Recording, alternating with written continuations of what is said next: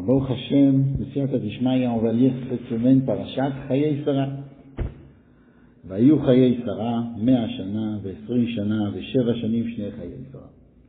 La vie de Sarah, c'était donc 100 ans, 20 ans et 7 ans. Alors pourquoi c'est marqué de cette manière? 100 ans, 7 ans et 20 ans. Alors il y a marqué qu'au fait,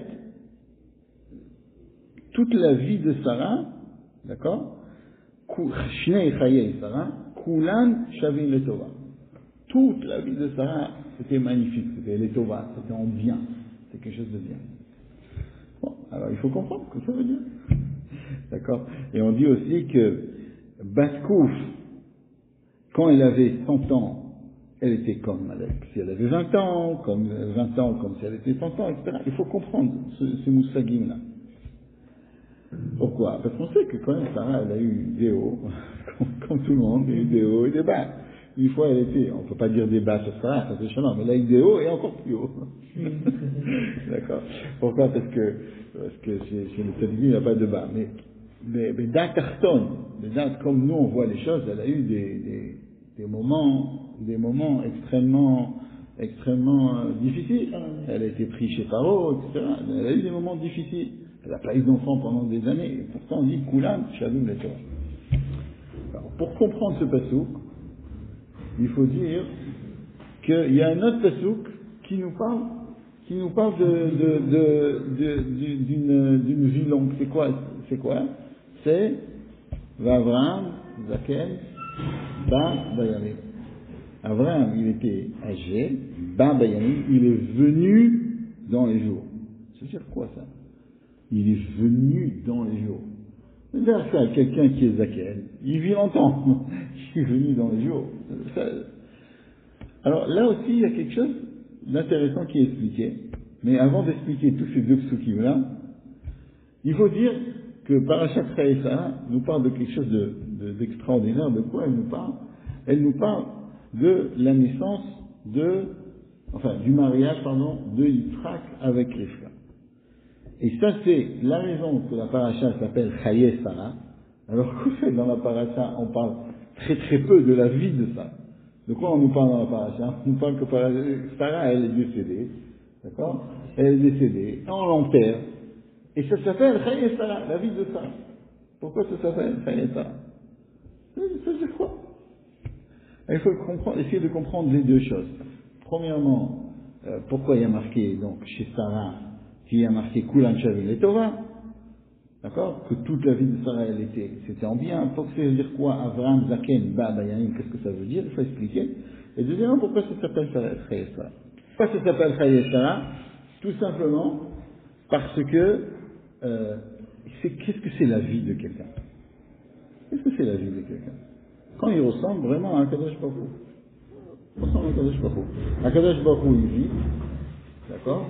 Akadosh Baruch Hu, c'est le Mekor HaChaim. C'est quoi quelqu'un qui vit? Quelqu'un qui vit, c'est quelqu'un, d'abord, qui est là, qui existe. Quelqu'un qui existe, c'est quelqu'un qui vit. Akadosh Baruch Hu, il existe. Mais Akadosh Baruch Hu, il existe à jamais. Alors comment on peut dire Bechlal sur un homme qui vit? Comment on peut dire qu'un homme, il vit? Une vie, c'est quelque chose de réel, une vraie vie.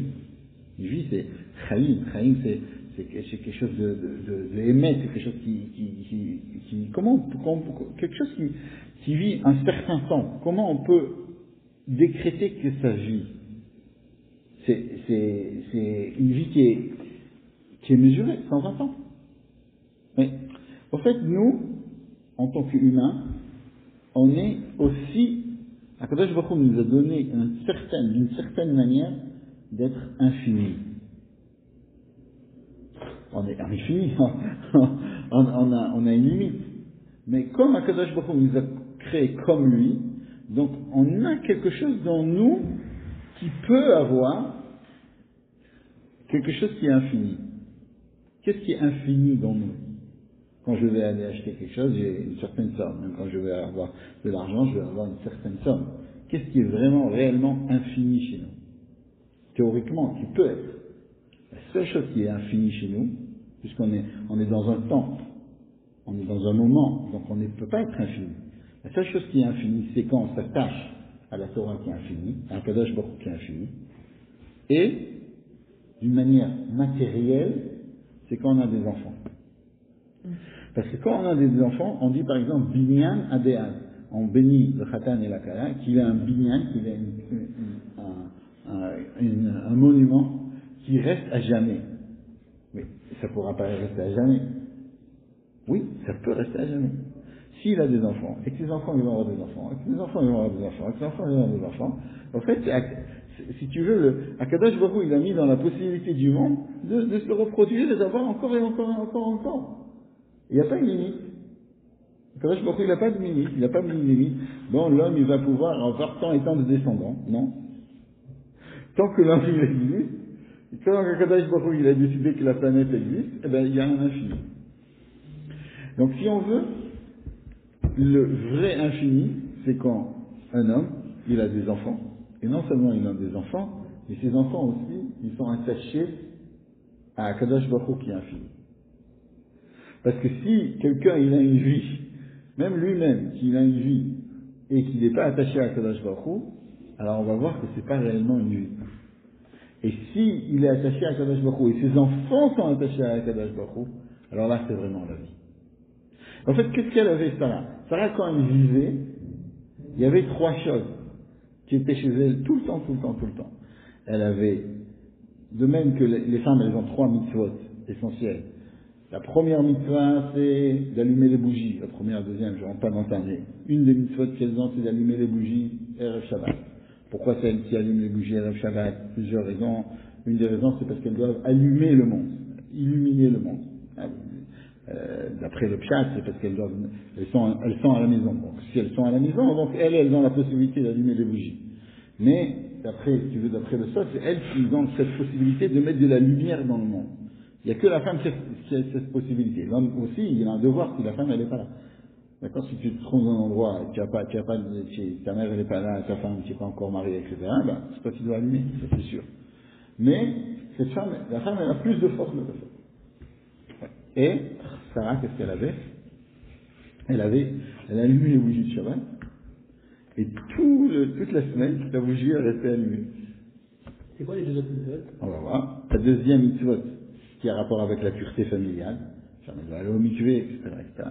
Et la troisième mitzvah qui est spéciale pour la femme, c'est la chala. La chala. La chala, c'est que quand on prépare du pain, on prépare une quantité de pâte, d'accord? Pâte en hébreu, en araméen, ça veut dire le pain. En français, ça veut dire la pâte. Elle pétrit, d'accord, la pâte pour faire les chalotes de Shabbat, ou pas de Shabbat. Hein. Dès qu'elle a 1,6 kg, alors, d'après la majorité des déotes, elle doit faire même une bracha. Elle fait une bracha, elle dit, Baruch ata Hashem, lekein men haolam, nafrish chala, ça dépend des nusra. Elle fait une bracha, elle fait. Ça, c'est une des mitzvot qui est spéciale à la fin. D'accord? Et Sarah, elle avait aussi cette chose-là qui était d'une manière extraordinaire. Qu'est-ce qu'elle avait, Sarah? Elle avait donc une bracha dans le pain. Elle avait une bracha dans le pain. Un petit peu comme il y avait dans le Beth Amikdash. Il y avait la menorah, il y avait ça. Et il y avait aussi, comme pour Tarat HaMishpacha, elle avait aussi un nuage qui était au-dessus de la tente. Quelque chose qui donnait donc du kavod, de l'honneur. Et ça, c'est ce qu'elle avait, Sarah. Et ce qui s'est passé dans cette paracha, c'est tout ce qu'elle a voulu, Sarah, dans sa vie, s'est passé dans sa paracha. Qu'est-ce qu'elle voulait? Pas quand elle était en vie, mais après sa vie, ça s'est passé. Qu'est-ce qu'elle voulait, Sarah? Elle voulait que Abraham, la lignée d'Abraham continue par le biais de Yitzhak et pas de Ishmaël. D'accord? Et, qu'est-ce qui s'est passé? Abraham, il s'est occupé du mariage de Yitzhak. Et c'est Yitzhak qui continue. Et Marat HaMarpela, qu'elle voulait, qui c'est qui rentre dans Marat HaMarpela? C'est pas Ishmael, c'est Yitzhak. D'accord? Et toute la bracha que quand elle est décédée du monde est partie, quand elle s'est remariée avec Rivka, la bracha elle est redescendue. Donc si tu veux, c'est le binyan adéa, ça continue, les Torah Mitzvot ils continuent, les enfants ils continuent. Et après, qu'est-ce qu'on a eu? Et après, à la fin de Paracha, qu'est-ce qu'on nous parle? On nous dit que Abraham, il a envoyé tout le monde, et qui c'est qu'il a gardé? Il a gardé juste Yitzhak, c'est lui qui va continuer, et Yitzhak, on va dire Yitzhak Avinu. Au milieu de la paracha, donc on parle du mariage, c'est aussi l'essentiel, donc c'est le continu, ça continue Sarah, que Yitzhak, il se marie avec Rivka, donc, et par le biais d'un miracle énorme qui se passe avec le Éved d'Abraham, avec Eliel. Bon. Alors ça, si on veut, c'est pour ça que ça s'appelle Chayesa. Pour comprendre, ça veut dire que c'est quoi Baba Yamin, pour comprendre ce moussag-là. Alors il faudrait s'imaginer comme ça, que si quelqu'un vous dit, on vous donne 86 400 $, tous les jours, on vous le met dans le compte. Tous les jours, on te met dans le compte 86 400 $. Et si tu utilises ces 86 400 $, tu les as utilisés. Si tu les as pas utilisés, c'est 0 demain matin. Ça recommence. Ça remet. Qu'est-ce qu'on ferait avec ça? On essayerait d'acheter le plus possible de choses. Mais c'est pas à jamais, hein. C'est pas à jamais. C'est pendant une certaine époque. Tous les jours, on avait dépensé 86. Mais tous les jours, on te donnerait ça. Qu'est-ce qu'on ferait? On essaierait de dépenser, de faire quelque chose avec. Voilà. Alors, au fait, si on fait le calcul de 24 heures, multiplié par 60, multiplié par 60. Ça fait? Le compte. 86 400. Alors, au fait, d'accord, on dit comme ça, les gens ils disent que le temps, c'est de l'argent. Et nous on dit que le temps, c'est de la vie. C'est pas de l'argent, c'est de la vie. Parce que dans le temps, on peut construire une vie. Si on s'attache à Kadosh Baruch Hu, si on s'occupe de notre famille, si on fonde une famille, si on est autour de continuer le message, surtout maintenant, c'est un moment où on doit dire à tout le monde que les gens ils cherchent autour d'eux, avec tout ce qui se passe dans le monde, etc., ils cherchent tous un encre pour avoir quelque chose. On voit que les gens, il y avait certaines personnes qui avaient l'encre, leur encre, c'était leur encre, le bateau là, Hogan, c'est ça en hébreu. Avant l'encre c'était ou l'armée, ou ça. Les gens ils cherchent un vrai encre. Il y avait des gens qui étaient très ils étaient dans leur pays, ils étaient très très pro leur pays. Et ils voient qu'il y a tellement de gens dans leur pays qui sont contre eux. Ils cherchent quelque chose de s'attacher. Et maintenant, c'est notre tafkid de leur rappeler. Chaye Sarah, la vraie vie, c'est quand le judaïsme il continue. Non seulement que nous on soit dans le judaïsme, mais que les enfants aussi continuent ce judaïsme.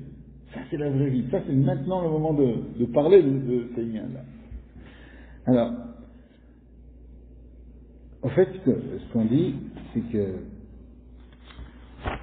il y a quelqu'un qu'on dit Baba Yamin, d'accord? Et c'est comme si quelqu'un il rentrait dans ces jours. Baba Yamin, c'est ça. Il rentre dans les jours, comme la vol de ta Knesset, de rentrer dans le jour, d'entrer, si tu veux, dans l'importance du jour. Si on veut, à Kadosh Baruch Hu, à Abraham, quand on lui donnait un jour, il savait que le jour qu'il avait, il devait le remplir. Il savait que si Hachem lui a donné ça, il doit remplir le jour. Ça, on raconte comme ça, hein, que il y a quelqu'un qui est rentré dans un cimetière, et il a vécu, tu connais cette histoire, c'est le même qui raconte ça. Un monsieur qui est rentré dans le même il racontait, il est rentré dans un cimetière, il a vu ici, il y en a un qui a vécu 4 ans, ici il y en a un qui a vécu 10 ans, un qui a vécu 3 ans, 2 ans. Oh, je dis, c'est quoi cette vie? C'est une vie qui mangeait les gens, ça veut dire quoi? Il y avait personne qui avait vécu plus de... Il dit non, ici on compte que les jours où quelqu'un il a fait quelque chose. Si quelqu'un a fait quelque chose, on lui compte le jour. S'il n'a pas fait quelque chose, on lui compte pas le jour. Si on veut, ça, le Zohar, sur le mot Baba Yamim, qu'est-ce qu'il explique Baba Yamim? Il explique, Abraham, il est rentré avec ses jours. Il est rentré avec ses jours. En fait, si on veut, chaque jour qu'Akadosh Baruch Hu, il nous donne, il a un lévouche, comme ça vous aurez expliqué, un lévouche, ça veut dire un habit spécial pour ce jour-là. Et chaque jour, on doit faire une mitzvah avec le jour. Il n'y a pas un jour où un juif il va se dire, oh écoute, hier j'étais bien, j'étais un bon juif. Et même si tu as faire une mitzvah, il faut essayer chaque jour de faire quelque chose avec. Parce que la mitzvah que tu as fait hier, tu n'as pas le même habit que la mitzvah que tu vas faire aujourd'hui. C'est un nouveau habit. Le jour il est spécifique. Le jour est spécifique. Donc tu as fait Kivoudorim qu'on est en train de prendre hier, et aujourd'hui tu fais un autre Kivoudorim, c'est pas la même chose, ce ne sera pas le même Kivoudorim. Mais c'est qu'on voit ça. Même quand même le gashmiou, tu peux manger la même chose. Aujourd'hui tu manges ça ne sera pas exactement la même chose. Parce que l'homme il est tellement influencé, parce que vraiment, pas parce qu'il est influencé parce qu'il fait des choses, mais vraiment, il est influencé parce qu'il a un lévouche spécial. Il a un... Alors quand on a posé la question au début, pourquoi on dit que à Kulam Shavim Letova chez Sarah? Comment ça se fait que tous les jours de Sarah, ils sont égaux en bien? C'est Kulam Shavim parce que chaque jour chez elle, ça avait son importance. Chaque jour, Kulam, chaque jour, il n'avait pas un jour où elle se disait, ah, ce jour-là, il est moins top, il est moins important. Pas que chaque jour, elle s'est sentie bien d'une manière extraordinaire. Non, même ça, elle avait des difficultés. Mais chaque jour, c'était quelque chose de spécial. Alors, il y avait un rav qui s'appelait Rabbi Koutiel, et qui a fait quelque chose d'extraordinaire. Et le Dour Zaken, il voulait le bénir. C'est quoi l'histoire? Alors, ce Rabbi Koutiel, il était, si je ne me trompe pas, c'est ça l'histoire, il était très riche. Et chaque fois, le Dour Zaken, il envoyait à lui pour ramasser de l'argent avec sa carte. Et des fois, les riches, ils sont riches, et des fois, ils sont un peu moins riches. Et Rabbi Koutiel, à un moment, il n'avait plus d'argent. Et la Nour Avocat nous a envoyé pour ramasser de l'argent. Pour ramasser de l'argent chez lui, où il a demandé à tous les Chassidim de l'argent pour Eretz Israël. Pas pour l'armée, en Eretz Israël, mais pour Sivot Hashem. D'ailleurs, à propos, on a dit le mot de l'armée. Il faut savoir que maintenant on est moukafim d'ennemis, que les ennemis ils veulent pas exactement le bien de, ils veulent leur bien, quoi. Et j'ai vu quelque chose d'intéressant, que quand on dit le nom Hezbollah, ça veut dire quoi? Ça veut dire, c'est le tzava, l'armée, comme eux ils appellent leur Dieu. En fait, qu'est-ce qu'ils appellent ça? C'est Sivot Hashem. Et eux, qu'est-ce qu'ils veulent? Ils se disent, nous on est l'armée de Hashem. Et dans la Klippa. Et dans la Klippa, nous on est l'armée de Hashem. Eux, ils se disent, nous on est l'armée de Hashem. Quand c'est que le Hezbollah il a été construit? Quand c'est qu'il a été? Quand c'est qu'il a été fondé? Comment il est quand? Quand c'est qu'il a été fondé? Fondé en 79. Non, vraiment fondé, 82. Je regarde un Wikipédia, il a été fondé en 82. Ouais. Non, il y a des bancs et les Hezbollah étaient tout petits. Quand c'est qu'il a été fondé en 82. Mais, il y a marqué chez Aman, Akadosh Baruch Hu, quand Aman il a fait quelque chose de mal, Akadosh Baruch Hu, juste avant, il a fait quelque chose. Il a ordonné au Ham Israël de faire quelque chose pour annuler le décret de Aman. Attends. Comment ça s'est passé? Aman il a mis les 10 000, il a acheté donc le peuple juif, et contre ça il y avait Machatzit HaShekel. Regardez là-bas. Et le Rabbi, un an avant, Tafshin Mem Aleph, en 1981, Tafshin Mem Aleph, il a fait un Irgun Sivot Hashem. Quoi? Il a fait le Irgun, il a fait comment on dit le Irgun, l'organisation, Tzivot Hashem, il a appelé ça Tzivot Hashem, en 81, un an avant. Il a fait Tzivot Hashem. Et il avait à chaque fois, dans la guerre de Kippour, etc., il disait que Mipi Olelim Veokim Isatarot, de la bouche des enfants, tu as donné la force au peuple juif. Dans la guerre de 6 jours, il avait dit à tout le monde de mettre les tefilines. C'est marqué, et dans la guerre de Yom Kippour, il a demandé de faire des kinousim d'enfants, etc. Et juste avant que ce Irgun-là, qui soi-disant, eux, il représente, c'est ça la divinité, de tuer, de faire l'inverse de Chaye Sarah, l'inverse de la vie. Alors tout leur c'est de faire l'inverse de la vie. Eux, qu'est-ce qu'ils ont fait? D'accord? Alors, Rabbi, il a devancé et il a fait donc un Irgun de Tzivot Hashem. Et ça, c'est le lien de Zrat Hashem, qu'Akadosh Baruch Hu va nous donner, que tout le monde voit Akadosh Baruch Hu tel qu'il est bémet. D'accord? Pas comme il s'imagine. En tout cas, il y avait ce monsieur-là, il était pauvre. Il est comme... Et on lui a demandé alors ce Rabbi Yekoutiel, il était riche, il était pauvre. Et là, il était pauvre. Et il a dit, je voulais donner quelque chose à Mourazaken. Et il était très triste. Il n'avait pas de quoi donner. Et sa femme s'est rappelé qu'elle avait quelque chose, justement, des bougeoirs pour allumer les bougies de Shabbat. Bon. Qu'est-ce qu'elle a fait? Elle a pris ces bougeoirs, elle les a vendus. Et elle a donné à Rabbi Yekoutiel. Et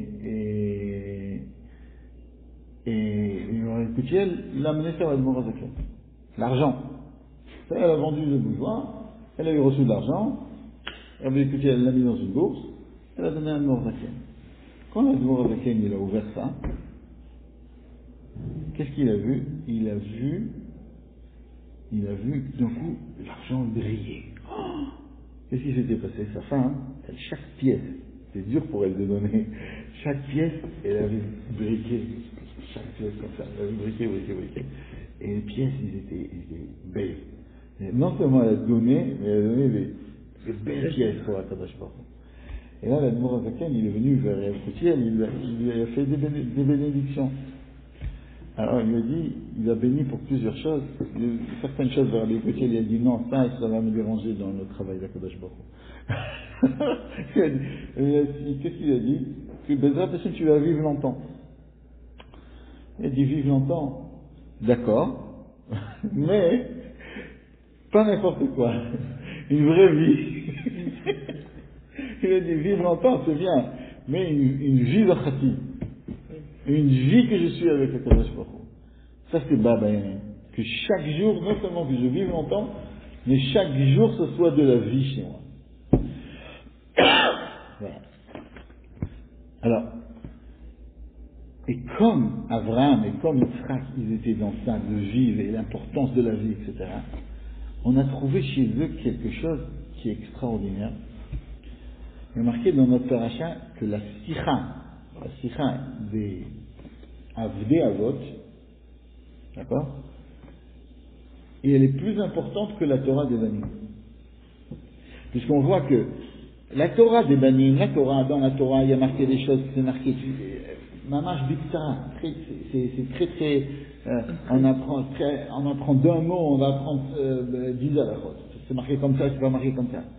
Et là, dans la paracha, d'accord, la Torah, elle rajoute des mots pour décrire comment Akadosh Baruch Hu, qu'est-ce qui s'est passé réellement, d'accord, et comment il a dit qu'il se s'est passé. Il y a des petites différences, mais Akadosh, dans la Torah, il aurait pu le marquer d'une manière beaucoup plus simple. Pourquoi c'est marqué tellement long? Parce qu'Akadosh Baruch Hu, il aime les Avot. Il aime non seulement les Avot, mais il aime aussi les serviteurs des Avot. Et ces serviteurs des Avot, il y a eu quelque chose de très spécial que personne n'a eu. La Gemara dit, il y a 3 personnes qui ont demandé quelque chose, et ces 3 personnes, elles ont été écoutées par Akadosh Baruch Hu. Le premier, c'est Eliezer. Il a dit, s'il te plaît, Akadosh Baruch Hu, la première qui va venir et demander, d'accord, et me proposer de l'hospitalité, et la première que je vais rencontrer, ce sera elle qui est pour le fils, pour le fils de mon maître. Il ne faut pas oublier que Eliezer, d'accord, Eliezer, il avait lui aussi une fille, mais il a prié, il était battel complètement, il était annulé à Abraham, d'accord. Eved Abraham Anochi, je suis le serviteur d'Abraham, je suis battel à Abraham. Et il a fait cette prière-là, Akadosh Baruch Hu l'a exaucé. Comment il a exaucé? Marqué Terem qu'il a les d'abord. Avant que Eliezer termine sa bakasha, déjà Rivka est venue. Tu connais la blague avec la voiture, c'est une blague connue. Il y en a un qui doit s'approcher, il a quelque chose de très, très important, très très important, et il va vers Hachem, il dit Hachem, s'il te plaît, fais que je trouve une place. Fais que je trouve une place pour me garer. Et là, tout de suite, à peine, il termine ça, hop, il y a quelqu'un qui sort. Ah, il dit Hachem, oh, ok, merci, il n'y a pas besoin. Mais, ça, c'est quelqu'un qui n'est pas Mahamine. Mais Eliezer, lui, il était Mahamine. Et d'à peine il a terminé de parler, avant qu'il termine de parler, d'un coup, Rivka, elle sort. Et qu'est-ce qu'elle dit? Vakasha, si tu veux, à boire, etc. Bon. Qui c'est le deuxième qui a demandé? Vous savez ou pas? Moshe Rabbeinu a demandé. Gilad, Iftach HaGiladi. Gilad, Iftach HaGiladi, il a fait un tnaï à Akadosh Baruch Hu. Ça, c'est une autre Gemara. Là, je dis qui c'est qui a demandé à Akadosh Baruch Hu l'a exaucé. Moshe Rabbeinu, il a demandé. Et le troisième qui a demandé, c'est Shlomo. Shlomo HaMelech, il a voulu qu'il y ait la Shekhinah qui descende dans le Beth HaMikdash. Il a prié à Hachem et Akadosh Baruch Hu l'a exaucé. Mais, il n'y a que chez Eliezer où il y a marqué Terem Kilal Jaber, avant qu'il termine.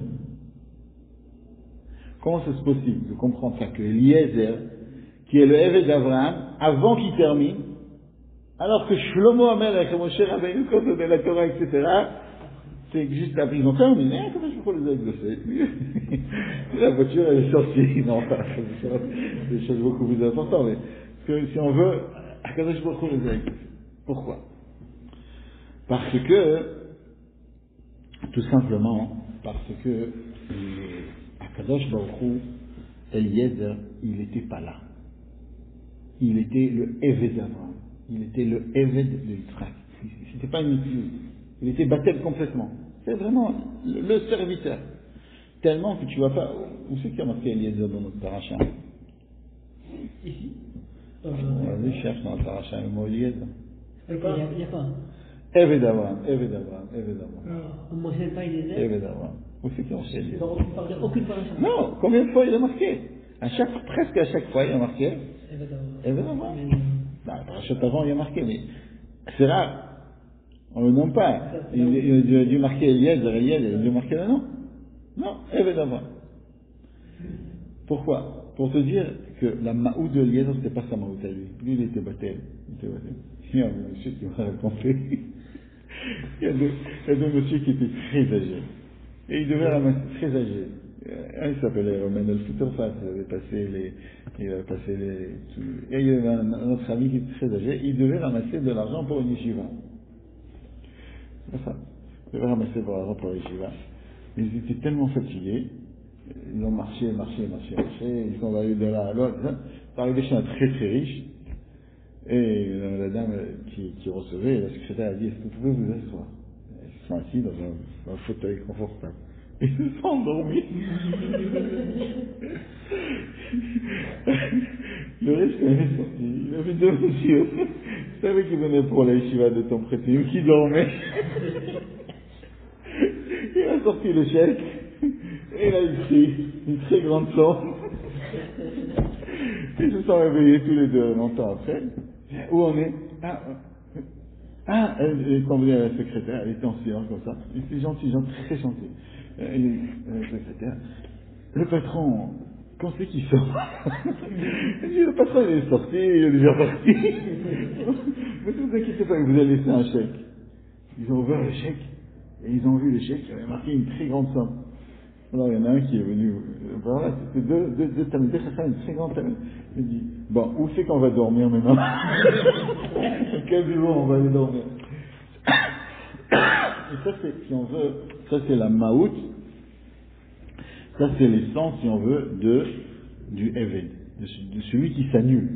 Pas celui qui croit, ah, je fais tout, c'est moi qui fais tout, c'est moi qui fais tout. Il faut savoir que faites de bitoul. Et quand on est le bitoul, on peut avoir une madriga très très très voix. Mais ils étaient les bitoul à qui? C'est pas que ça se chalem. On peut pas dire sur les autres sadikim qu'ils n'étaient pas des bitoul. Moshe Rabbeinu c'était le si du bitoul à Kadosh Baruch Hu, etc. Mais il y avait quelque chose de spécial qu'ils étaient des bitoul, et quand ils étaient les bitoul, ils représentaient une traque. Et chaque tzaddik a sa spécialité. Et la spécialité de Yitzhak, d'accord, si on parle Abraham, d'accord, alors Av, Amon, Goïm, il a rapport aussi avec les nations. Yaakov, le nom de Yaakov, Israël, non, mais Yaakov, c'est un rapport avec Yitzhak, c'est Tzrok, c'est Simcha, c'est la Tilavo, on va l'appeler, tout le peuple juif dira Yitzhak Avinu. C'est Yitzhak lui-même, c'était un bitoul de Olat Mima. Comme il y a marqué, il y a plusieurs manières de voir les choses. Il y a un passouk dans Tehillim, Ashelach imrato eret ad me'era yerut varo. Ashelach imrato eret, c'est celui qui va d'après le créneau de la terre. Ad me'era yerut varo, c'est celui qui est le Prinat Bitoul. Alors, à chaque fois, quelqu'un, il peut pas être tout le temps le Prinat Bitoul. Mais de temps en temps, on peut arriver au Bitoul. Chaque juif, quand on est les enfants d'Abraham, Yitzhak et Yaakov, des fois, il faut être Ashelach imrato eret. Il faut faire les choses d'après la nature. Et des fois, il faut savoir aussi que de s'annuler à Kadosh Baruch Hu et de dire, bon, à Kadosh Baruch Hu, tu es là et c'est toi qui va faire, qui va nous sauver, qui va nous garder, c'est quelque chose de très très important. Et quand on est le bitoul, alors à Kadosh Baruch Hu, il envoie une Yeshua qui avant même qu'on termine de parler, déjà on a la Yeshua. Ça se présente pas d'après la nature. Comme c'est expliqué dans la Chassidut, le passouk, qui disait que, il y a marqué que, heureux celui qui va avec Akadosh Baruch Hu, et qui se remet pas à l'homme. Quel rapport l'homme à Akadosh Baruch Hu? Bien sûr qu'Akadosh Baruch Hu il est plus fort. Non. L'homme c'est la nature, c'est le chemin de la nature. Et celui qui se met à Akadosh Baruch Hu, alors, il se met au-delà de la nature. Yudke Vavke. Adam, c'est aussi une darga d'Akadosh Baruch Hu. Tous les deux, c'est Akadosh Baruch Hu. L'homme, c'est pas, quand on parle de l'homme, c'est pas de l'homme matériel, c'est une darga c'est une darga d'Akadosh Baruch Hu qui est Adam et Elion. Par contre, Yudkeva, c'est au-delà. Et Yitzhak, si on veut, c'était une darga comme ça. Et chez Yitzhak, c'était une darga qui était tellement élevée, alors lui, il a reçu aussi d'Akadosh Baruch Hu quelque chose qui est très très élevé, que avant qu'il termine de parler, déjà Akadosh Baruch Hu l'a exaucé. Et ça, si on veut, ça c'est le lien qu'on demande à Akadosh Baruch Hu maintenant. On demande à Akadosh Baruch Hu, on nous demande à nous aussi d'être bébitoul. C'est-à-dire, c'est sûr qu'il faut faire tout ce qu'il faut faire, et chacun doit essayer de faire tout Béder Khateva, de se protéger, de faire tout ce qu'on doit faire. Mais une fois qu'on a fait ça, il faut savoir que même ce qu'on fait, tous les kélim qu'on fait, il faut être de bitoul à Kadosh Baruch Hu et de dire Eved Avraham Anochi. Moi j'ai vu énormément des choses incroyables. Mais comment les soldats, avant de partir en guerre, ils disent Hachem Elech, Hachem Manach, Hachem Nochol Abed. Il y a même des personnes qui lisent les psukim, et il y a une route, il y a un réveil énorme dans le peuple juif. Et c'est ça ce qu'il faut. Et l'essentiel, et l'essentiel, c'est de nous-mêmes devenir le tzvash. Parce que les enfants qui lisent les psukim, mais nous, si on est le tzava de Hachem, l'armée de Hachem, on est les bitoul, et on se dit, Eved Avraham Anochi. On est le Eved d'Akadosh Baruch Hu, et qu'on fait attention à chaque instant maintenant. Il dit, maintenant il faut faire très attention, non seulement de ne pas se disputer avec ses copains, mais même dans le couple, dans la famille, de faire très attention, de parler comme il faut, de donner du kavod, de montrer qu'on est unis. Et si on bémet, on va être unis, et Bezrat Hashem, Akadosh Baruch Hu va nous amener pas Stam Yeshua, mais la vraie Yeshua, c'est-à-dire la vraie délivrance, c'est la venue du Mashiach, peut-être faut voir la marche. Ah bon, s'il y a quelqu'un qui a une question, alors oui, alors c'est une très très bonne question. C'est bien que tu poses cette question parce que comme ça on va pouvoir mieux expliquer la chose. Eliezer, lui, il est Batel à Yitzhak, et c'est par le sroud de Yitzhak, qu'il est arrivé au fait qu'Akadosh Baruch Hu lui réponde avant qu'il termine. Parce que Yitzhak, il est de Bitoul. Tu veux, comme Eliezer, c'est le serviteur de Yitzhak, et Yitzhak, il est en Bitoul qui est très très très spécial envers Akadosh Baruch Hu. Alors grâce à ça, il a réussi que Eliezer, il a été répondu avant par le srout de Yitzhak. C'est un petit peu comme on raconte sur le Baal Shem Tov. Ça s'appelle des fois qu'on voit des choses miraculeuses, on dit c'est une histoire du Baal Shem Tov. Il y a plein de tzadikim qui ont plein de choses miraculeuses. Le Baal Shem Tov était spécial dans ça. D'accord? C'est pas que les autres, chacun a sa spécialité. Le Baal Shem Tov, il avait un pitoul comme ça envers Akadosh Baruch Hu, une pchitoute comme ça envers Akadosh Baruch Hu, et lui aussi, on dit comme ça que à peine il sortait, déjà il arrivait là-bas. Et avec Chita Tader. C'est l'histoire qu'on raconte au Baal Shem Tov. Ça c'est le lien du bitoul. On raconte comme ça une histoire, hein. Ça c'est une autre histoire. On raconte une histoire qu'il y avait, une fois il y avait un chassid. À chaque fois il allait à pied, il allait chez le rabbi. Quand il était un petit peu plus âgé, il voulait pas aller à pied, il voulait arriver avec le cocher et comment on dit, la charrette. Un autre chassid, il est venu le voir, il dit, comment tu peux faire ça? Il lui dit le problème. Ils sont censés d'aller chez le rabbi. Il dit non, j'ai pas compris. Chaque chose que tu fais dans ta vie, d'accord, quand tu fais une mitzvah, alors il y a plusieurs personnes qui sont avec toi dans la mitzvah. D'accord, par exemple, toi tu vas et tu vas chez le rabbi. Et quand tu vas chez le rabbi, alors qui c'est qui t'a amené chez le rabbi? S'il y a quelqu'un qui a le truc, c'est qui a le mérite? Alors, tu vas dire c'est peut-être ta femme qui a gardé les enfants, c'est pas toi qui es parti, d'accord? Ou c'est tous ceux qui t'ont aidé à partir, ils font partie de la mitzvah. Alors, je dis quoi? Tu veux dans le alors tout le monde après demande un petit peu de ce srout. Si tu as fait une mitzvah, tout le monde demande un petit peu de ce srout là. Alors il me dit quoi? Tu veux que après dans le Ganet, tu vas être avec le Hamor, il va te demander un petit peu du srout que tu es parti voir le tzaddik.